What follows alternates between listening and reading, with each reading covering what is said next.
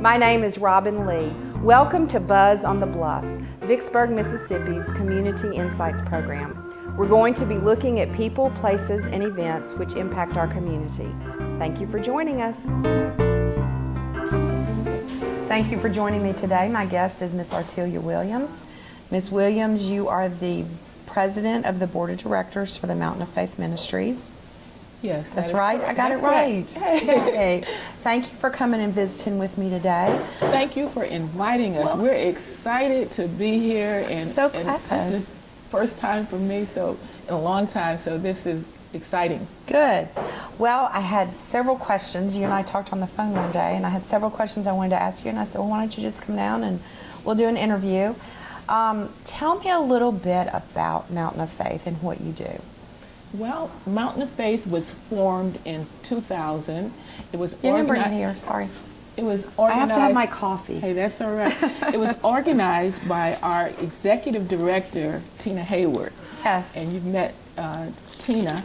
We all know Tina. We all know Tina. That's right. And we're excited because Tina is a native of Vicksburg, and we consider ourselves a homegrown organization.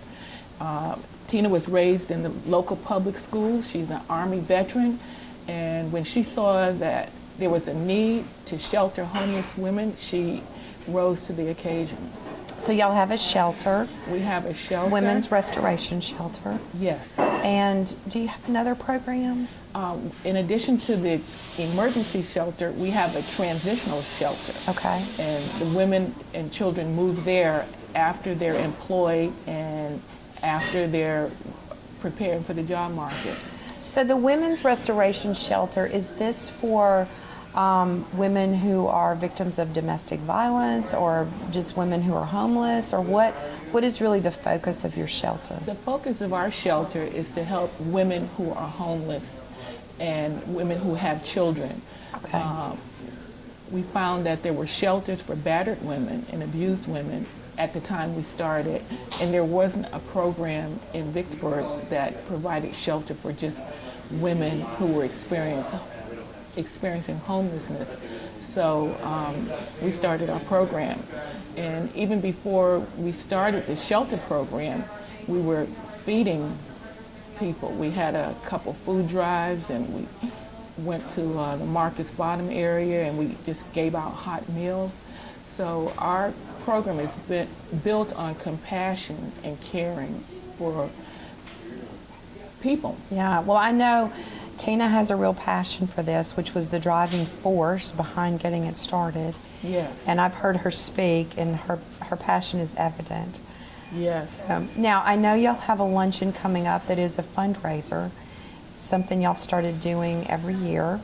And tell us a little bit about the luncheon and when it is, and give us some of the details about the Women's Empowering. Well, I'd be happy to share with you what's happening with our luncheon. We're honoring 10 local women who have excelled in community service. Do you mind if I share their names? Oh, I would love for you to. In case someone recognizes them. We have Jennifer Akers Harper. She's with the director of the Senior Center, and we're excited about her. Johnny Bernice Coleman Johnson, trailblazer and retired nurse. Dr. Josephine Calloway, career educator. Emarine Flags Anderson, community volunteer and advocate. Kay Lee, with family development, servant leader. Shauna Morton, business owner, community volunteer. Arlene Smith, career educator. Angela Turner, community leader. Stacy Waits, and social worker. And Leanne Watley, a servant leader. Now, this luncheon is going to take place on Friday, November the 13th, at 11:30 to 1 at the City Auditorium. This is our third year, and you were one of our honorees last year, Robin, so you know I was very honored to receive that. And we're excited because we normally have the mayor and other distinguished guests come and support our program. And I would just like to mention that we get a lot of support from the community. We count on the police, we count on the sheriff's department, we count on all our churches in the community, we count on the other mainstream organizations in the communities, such as Family Development, Warren Central Yazoo, the schools. Right. We tap into all the community resources and to help us to do what we do best, and that's helping women, homeless women and children. And I want to also interject that we are a United Way agency. Yes, and you so are. we depend on them significantly for our funding. I want to go back to the luncheon for just a moment. I was there last year, of course, and it was, I would say it was a sellout. It was. And if people want to buy tickets, it's open to the public. The tickets are $20 a piece. Yes, this function is open to the public. We ask for a donation of $20, and you may get your tickets by stopping by our administrative office, which is 1529 Walnut Street, or you may contact us at 601-501-4507 or 601-618-3987. And you may, for further information, go visit www.mtnoffaith.org. Let me repeat that. www.mtnoffaith.org. So that's Mountain of Faith, but Mountain is abbreviated to That's MTN. correct. Yes. Well, what I would encourage people to do if they're interested in coming to that luncheon is to go ahead and contact your office about purchasing tickets. Don't delay. Don't delay because we're working real fast. There were a lot of people there last year, and I'm working so real glad. fast to try to make it happen.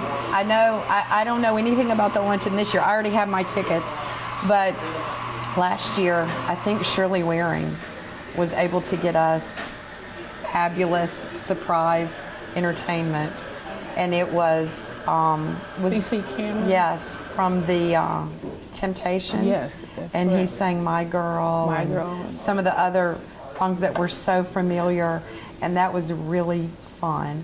So we hope there's going to be as great entertainment this year. Well, But it's a surprise, right? It's a surprise. That's right. And we always try to make our program different Yes. so that every year it's not the same, Yes. nor the same talent. Yes. And, we're excited because we do need these funds so that we can carry out our programs. Yes. And if I may, I meant to mention just some of the things that we provide to the women in addition to shelter. We offer transportation, bus passes, case management, life skills training, those skills that they need to gain employment. We have a computer class. We offer permanent housing assistance when they get ready to leave the shelter. People give us clothes and furniture and furnishings, and we share those with the women. And I need to also invite everyone to our clothing store.